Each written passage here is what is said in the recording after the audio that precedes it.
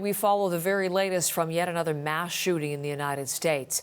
Police have a person of interest in custody this morning in connection with the shooting that has left 6 dead and more than 30 wounded.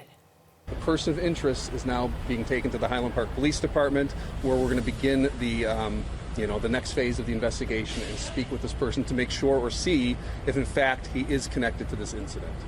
That person now identified as Robert or Bobby E. Crimo III. He was captured after an extensive manhunt. Police searching his car, as you can see in this video. The shooting happened yesterday in the Chicago suburb of Highland Park, just after a 4th of July parade had begun. The gunman, police say, opened fire on the crowd below from a rooftop. They found an unsecured ladder at a building which may have allowed access to the roof. They also recovered a weapon described as a high-powered rifle.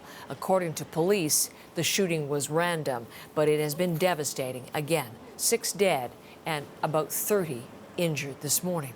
Let's go to Washington and Magda Gabrisalassi, who's going to begin our coverage of this. Tell us the latest information. As I mentioned, Magda, one person now in custody, this person of interest. What do we know about where the investigation stands today? Well, Heather, he was actually arrested about 8 hours after this shooting took place. As you said, police trying to stop him in his vehicle before there was a brief chase, and he was arrested. At this point, there is no word yet on charges or an alleged motive. As we know, this is very early in this investigation, and police are really going to go through the evidence, interview witnesses as well. They're also looking into Crimo's background, and that includes his online presence, his social media accounts, his YouTube page, where he's alleged to have tributes to mass shootings. So that is all something that police will have to sift through. They will be interviewing witnesses, as I said. And of course, this shooting all started as the parade was well underway. You had some witnesses thinking that the gunfire was actually fireworks before they realized what was going on, and they started running for safety. So take a listen to what it was like for those there on the ground. I remember hearing shootings and going like, and then reloading, and then again, and people screaming and running. It was just really traumatizing. Started shooting again, and we ran behind the building, and I put my son in a dumpster, and he sit there with his dog, and I went back to look for the rest of my family. I left him with someone there so that I can go back to get my phone and find the rest of my family.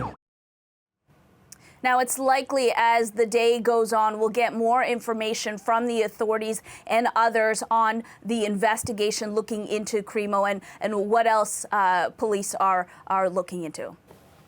As they start to put the profile together of the suspect, what about the victims? Magda, do we have any further information on them? Yeah, so we know that 6 people died in this shooting. We're just starting to learn some of their names. And one of the first people identified by family to several media outlets was Nicolas Toledo, a grandfather.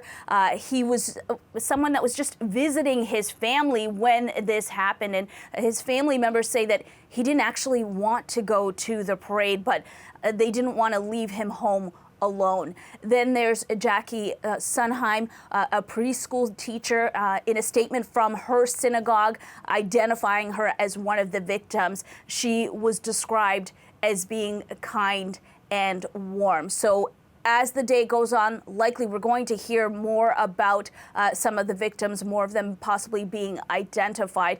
And that includes those that survived this shooting. We know there were dozens of people that were injured, some critically. And we know that most people are expected to survive this shooting. But what we heard from doctors at the hospital yesterday was that some of these victims were as young as 8 years old, and some of the oldest were in their 80s, Heather. Magda, thank you. We have not had any updates from police in terms of scheduled briefings, but as you say, we'll certainly have those if there's new information this morning. Thank you, Magda Gabrisalassi.